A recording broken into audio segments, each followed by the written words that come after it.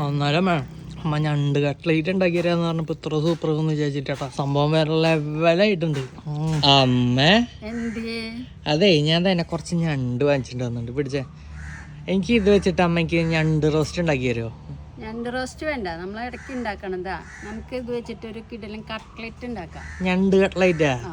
എന്നാ വേവാ. ഇനി നമുക്ക് ഈ ഞണ്ടൊക്കെ നന്നായി ക്ലീൻ ചെയ്ത് പുഴുങ്ങിയെടുക്കാം. നമുക്ക് ഞണ്ട് വേവുന്ന സമയം കൊണ്ട് സവാള വഴറ്റിയെടുക്കാം. സവാള മൂത്തിട്ടുണ്ട്. ഇനി ഇതിലേക്ക് ഇഞ്ചി, വെളുത്തുള്ളി, പച്ചമുളക് ചതച്ചത് ഇട്ട് കൊടുക്കാം. കറിവേപ്പില ഇട്ട് കൊടുക്കാം. ഇതിലേക്ക് കുറച്ച് മഞ്ഞൾപ്പൊടി, കുറച്ച് മല്ലിപ്പൊടി, കുറച്ച് മുളക് പൊടി ഇട്ട് കൊടുക്കാം. കുറച്ച് മസാലപ്പൊടി ഇട്ട് കൊടുക്കാം. ഇനി ഇതിലേക്ക് വേവിച്ച് വെച്ച് ഞണ്ട് ഇട്ട് കൊടുക്കാം. വേവിച്ചുടച്ച് വെച്ച് ഉരുളക്കിഴങ്ങ് ഇട്ട് കൊടുക്കാം. ആവശ്യത്തിന് ഉപ്പിട്ട് കൊടുക്കാം. നന്നായി മിക്സ് ചെയ്ത് കൊടുക്കാം. ലാസ്റ്റ് കുറച്ച് കുരുമുളക് പൊടിയും കൂടി ഇട്ട് മിക്സ് ചെയ്യാം. മിക്സൊക്കെ ഇങ്ങനെ ഉണ്ടാക്കി വെച്ചിട്ടുണ്ട്. ഇനി നമുക്കിത് ഷേപ്പാക്കി എടുക്കണം. ഇത് മൈദ കലക്കിയാൽ മുക്കിയെടുക്കാം. ഇനി ഈ ബ്രെഡ് പൊടിയിൽ കവർ ചെയ്തെടുക്കാം. വെളിച്ചെണ്ണ ചൂടായിട്ടുണ്ട്. ഇനി ഓരോന്ന് വറുത്ത് കോരാം. നമ്മുടെ കട്ട്ലറ്റൊക്കെ റെഡി ആയി വന്നിട്ടുണ്ട്. ഇനി നമുക്ക് കോരി മാറ്റാം. മേഡം മോനെ, ഞാൻ പറഞ്ഞ ഞണ്ട് കട്ട്ലറ്റ് കഴിച്ചു നോക്കിയേ. സംഭവം കാണാൻ ചതിലൊക്കെ ഉണ്ട്. കഴിച്ചു നോക്കാം. ഒരെണ്ണം എടുത്തിട്ടുണ്ട്. നല്ല ക്രിസ്പി വന്നിട്ടുണ്ട്. നല്ല ക്രിസ്പി ഉം സൂപ്പർ.